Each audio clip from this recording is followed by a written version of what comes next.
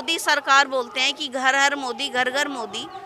तो ये मोदी सरकार क्या है, क्या दे रही है? केजरीवाल सरकार दिल्ली में भी क्या दे रही है? धर्म की राजनीति जो 14 से चली आ रही है, जो वो रैली शोभा यात्रा निकली, वो शोभा यात्रा नहीं, वो दंगाई यात्रा। पुजारी बन के सारा माल आप खाएं, सारे भंडार आपके।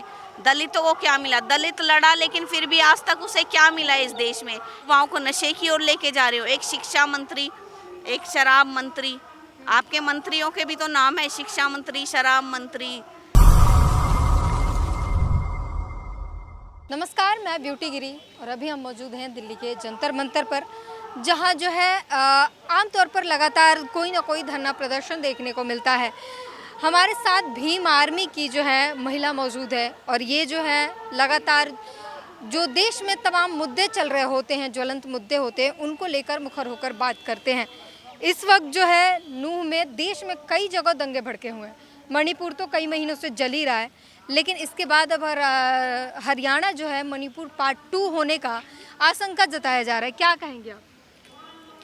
मणिपुर तो देखिए जल ही रहा है। हरियाणा मणिपुर पार्ट 2 हो गया, उसके बाद अन्य राज्य पार्ट 3 पार्ट 4 भी आएंगे और सारा देश जो है, चाहे उसमें दिल्ली भी हो, देश की राजधानी दिल्ली में हम खड़े हैं, वो भी आएगा एक समय कि वो भी मणिपुर बन जाएगा। अब वो नंबर नहीं पता हमें, 8वां 9वां 10वां क्या बनेगा, लेकिन पूरे देश को ये मणिपुर बना देंगे। और ये सरकार जो आखिर क्यों सरकार जो है, आप कह रहे हैं कि सरकार पूरे देश को जला देगी, क्यों जलाना चाहती है सरकार? देखिए, पहली बात तो यहाँ पे ये धर्म की राजनीति जो चल रही है, लोगों को धर्म के नाम पे, हिंदुओं को 24 का चुनाव आने वाला है, हिंदुओं में डर बैठा दो, मुसलमानों में, दलितों में डर बैठा दो, माइनॉरिटीज़ में डर बैठा दो, आदिवासियों में, जैन्स और जो अदर्स बुद्धिस्ट हैं वो तो है ही, उनमें इतना डर बैठा दो कि वो धर्म के नाम पर आपको वोट दें, डर जाएं। और ये धर्म की राजनीति जो 14 से चली आ रही है, जो आज़ादी से चली आ रही है, मैं तो कहूँगी आज़ादी जो पार्टीशन हुआ था वो भी इसी अनुसार हुआ था। वो तो बाद में जब संविधान आया, जब बाबा साहेब 50 में संविधान लाए, तब हमें आज़ादी मिली। दलितों की असली आज़ादी तो तब थी, नहीं तो जिसकी जेब में 20 रुपए थे 14 तारीख को, 14 अगस्त को, 15 तारीख के शाम को भी उसकी जेब में 20 रुपए ही थे। कोई परिवर्तन नहीं आया। इतनी मौतें हुई, लोग आवाजाही हुई, कटे मरे लोग, महिला, बच्चे, कितना उसमें जाने गई। और ये है बीजेपी सरकार जो है वो लगातार दावे करती है करप्शन हटा दिया, दंगाई जो थे उनको हटा दिया। जमीनी स्तर पर कितना सच है ये? देखिए, सच्चाई तो आप देख लीजिए कितना सच है। काला धन वापस लाएंगे, क्या काला धन वापस लाया है? नोट बदल दिया, करेंसी बदल दी, कि करेंसी बदल दी, फिर वो करेंसी बंद भी कर दी। अब वो फैसला सही था कि ये फैसला सही है? आप मोदी जी हमें ये भी बता दो। नोट आपने बदल दिए तो भी कुछ नहीं हुआ, भ्रष्टाचार वहीं का वहीं है।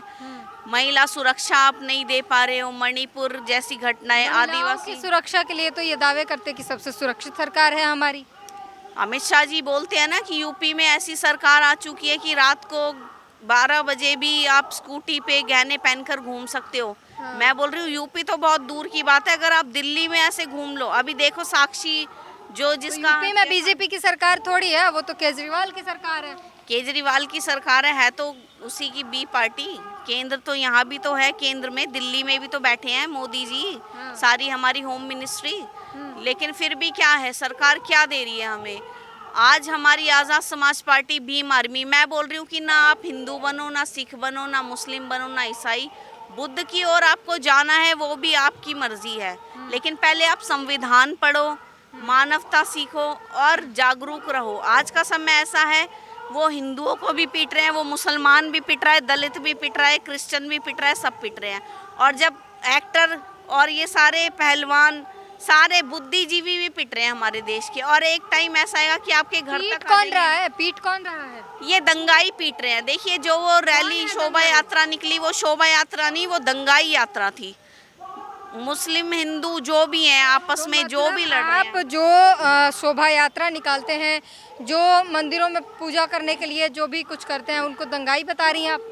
देखिए, दंगा करने वाले तो दंगाई हैं। शोभा यात्रा शांतिपूर्ण निकाली जाती है ना। कुछ भी आप काम करते हैं, धर्म का काम है, धर्म मतलब शांति।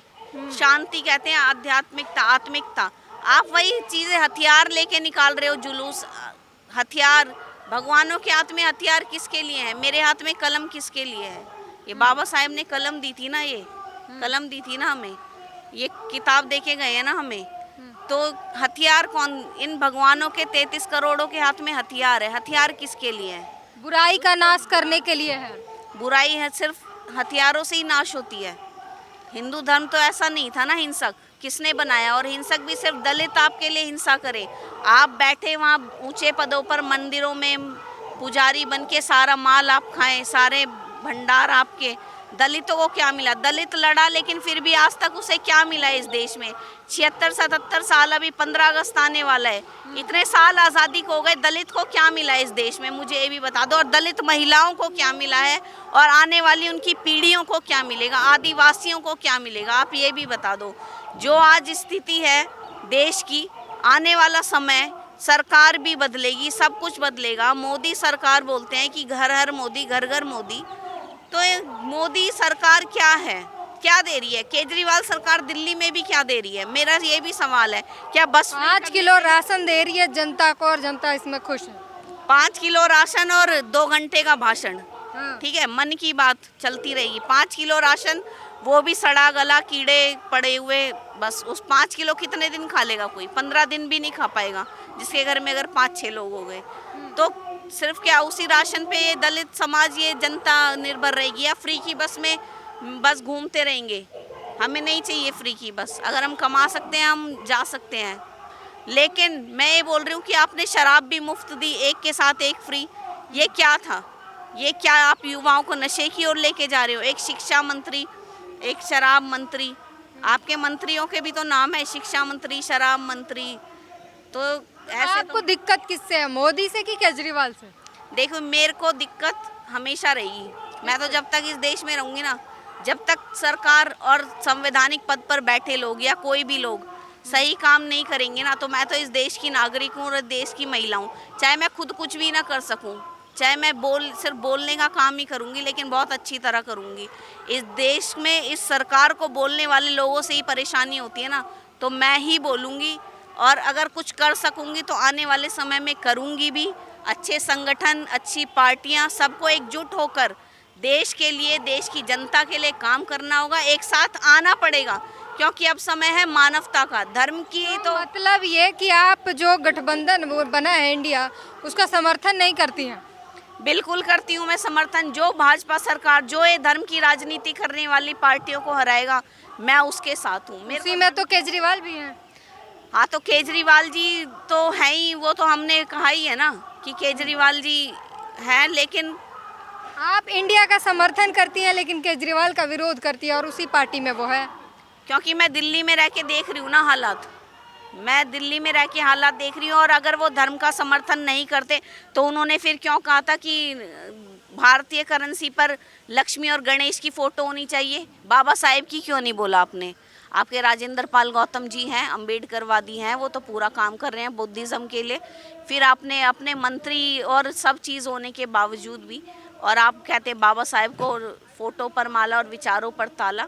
फिर आप कैसे अम्बेडकरवादी हो गए? फिर आपने कैसे वाल्मीकियों को और क्रिश्चियंस को, मदर टेरेसा की फ़ोटो के साथ आपने क्रिश्चियंस को बहकाया कि हाँ हम मानवतावादी लोग हैं? वाल्मीकि इसको झाड़ू का सिंबल दिखा के आप कितना कुछ काम कर रहे हैं, जो है दिल्ली में इतना सारा विकास कर रहे हैं, स्कूलें बनवा दी, लोग पढ़ा, जो प्राइवेट स्कूल से लोग बच्चों का नाम कटवा के सरकारी स्कूल में पढ़वा रहे हैं। आपको पसंद नहीं है? मुझे बिल्कुल खुशी है।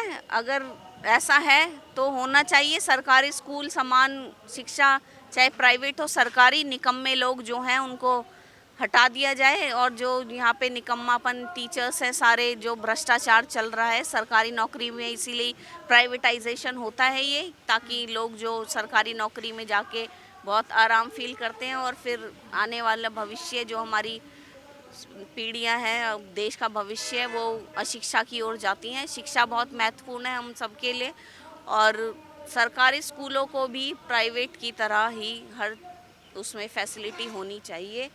ठीक है, तो ये जो है साफ तौर पर आपने सुना कि जो सरकारी स्कूलें हैं उनमें भी जिस तरीके से प्राइवेट स्कूलों में फैसिलिटीज़ और जिस तरीके की सुविधाएं होती है वो देनी चाहिए। और बाकी पूरी बातचीत पर अपनी प्रतिक्रिया ज़रूर दीजिए। कैमरामैन आशीष के साथ ब्यूटी गिरी, जंतर मंतर।